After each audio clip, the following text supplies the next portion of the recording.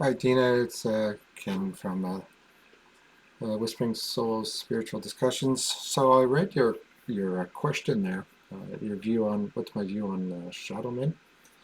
There's a lot of different discussions about shadow men, and you know, because different things come through. They're not always men. They're all I prefer them as being uh, shadow people simply because there's females, males, and kids, and so on and so forth.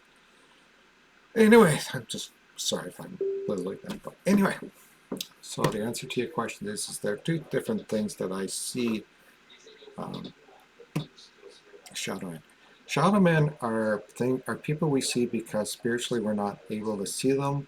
Our mediumship isn't as strong as it could be for to see them.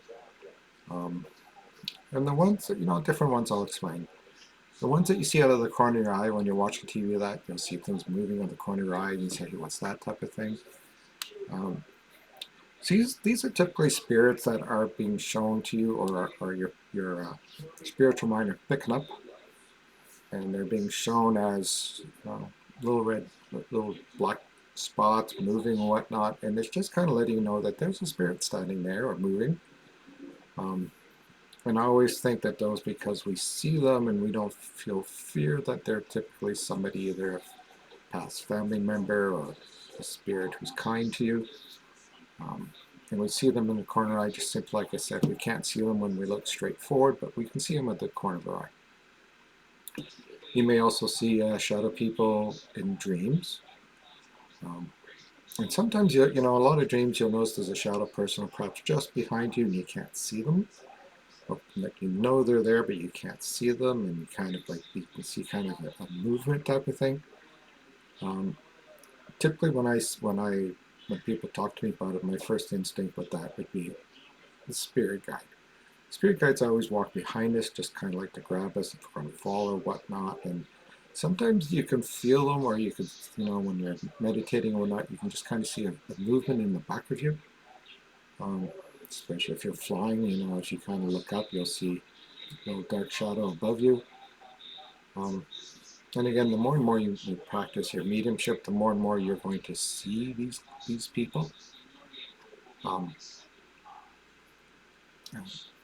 the other cases obviously is, you're going to have other spirits that you're going to see or perhaps not see. They're going to be moving. So again, this is all about our perceptions of what's there, our abilities. How strong are we at our mediumship to be able to see these spirits? Um, but again, to me, that's what these are.